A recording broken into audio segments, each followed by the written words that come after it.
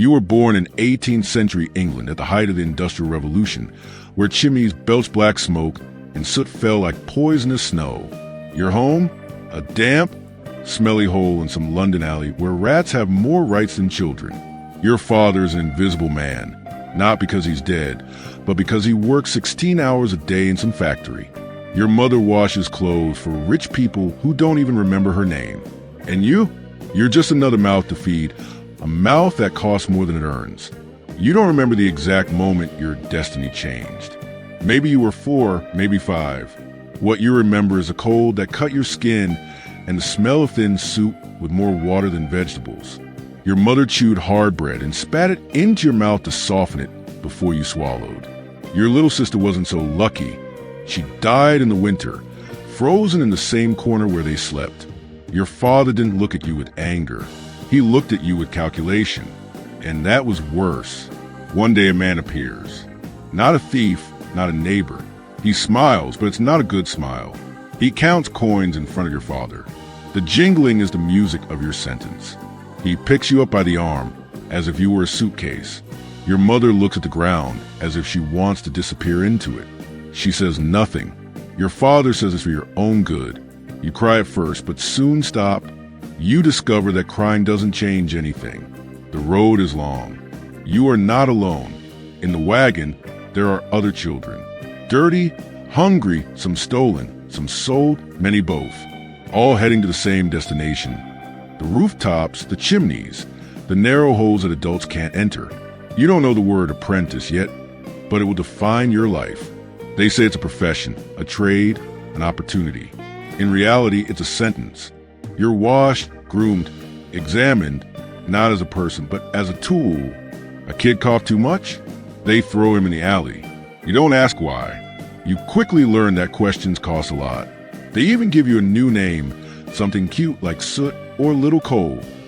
Not because it's cute, but because it's easy to call you that than to remember you're a person. Right away, they determine if you're fit. And to fit, you have to fit into spaces even rats can't get into. They grease your body to help you slide down chimneys.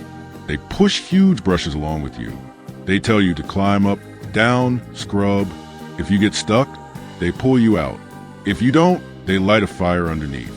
You learn to move quickly. Learning slowly is like burning to death. Oh, but before I forget, since you're here listening to this spine-chilling story, it doesn't hurt to like the video, subscribe to the channel, and comment below which horrible profession you want to talk about next. Go ahead, do it now. Because if you think your life is hard, wait to hear the rest of the story.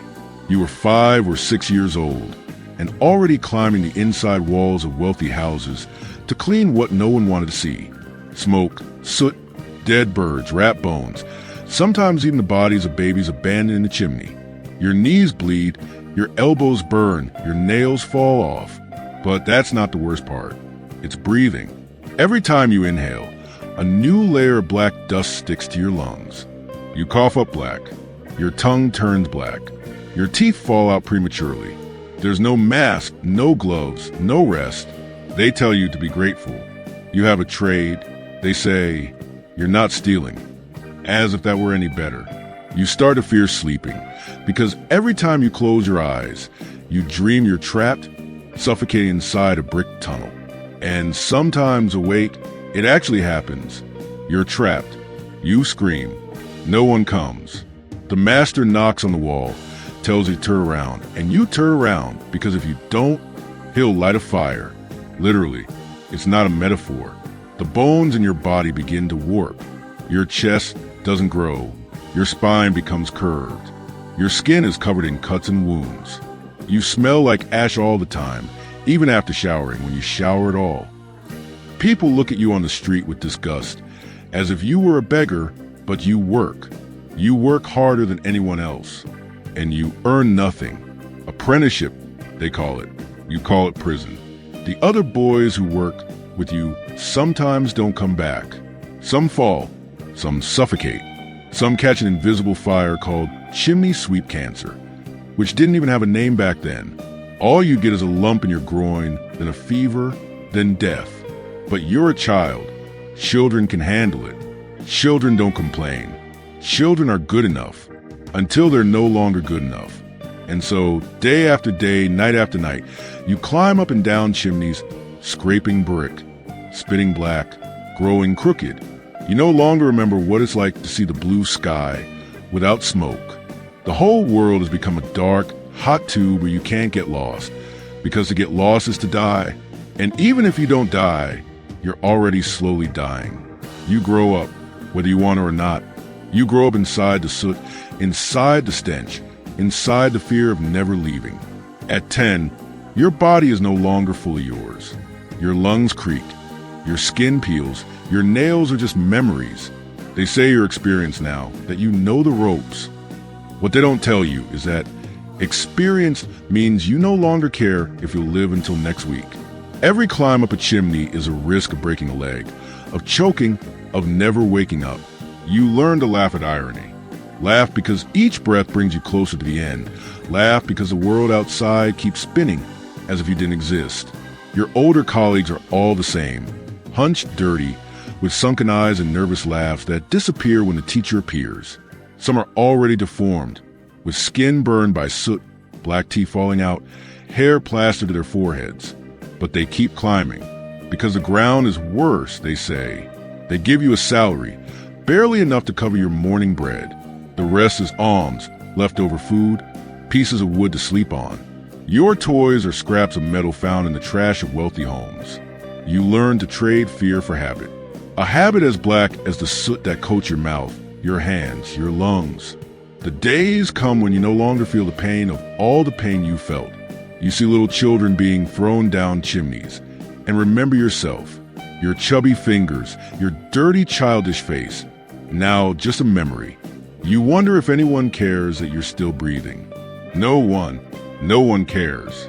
You're a shadow that works, a shadow that falls into the sewer when too tired to climb. And the teachers, oh, they have funny names for each type of deformity. Spider leg, black lung, soot eye. They laugh, as if it were a joke, as if you had chosen this. You laugh too, because laughing hurts less than crying, and crying doesn't change anything. The entire city ignores you. Children in the street run to avoid stepping in the soot you leave behind. Adults push you, as if there's some foul odor inside you, which isn't just a dust, but your very existence. You try to remember something good, some smell of fresh bread, some laughter that isn't fearful, some hug. But the memory is erased by ash and sweat and pain. Your dreams are now chimneys. You dream of falling into them, of choking on coal, of no one coming to save you. Sometimes you wake up with a black tongue, aching lungs, your soul already so long ago. When you turn 15, you're no longer a child, but you're not an adult either. You're an old tool in a young body. They say old tools still work, but only for the dirtiest jobs. Jobs no one wants. And you go, always go, because if you don't, someone else will, and you lose your place. You start to see others fall. A lung collapse here, a fire there, a 10-meter fall there. Each death is a reminder that you're not special. You're only surviving by luck, and by being young enough not to have a body that's too old. Time passes too quickly.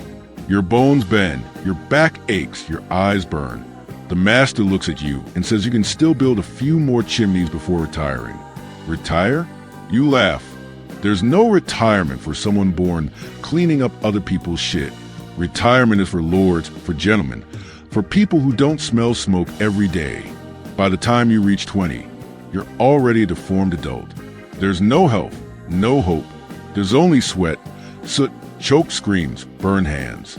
And worst of all, no one remembers your name. Soot, coal, ash, anything will do. You're just a function, not a person. A disposable instrument. At 25, the soot becomes a part of you. Your lungs don't work properly. Your heart sometimes fails. Your legs ache with every step.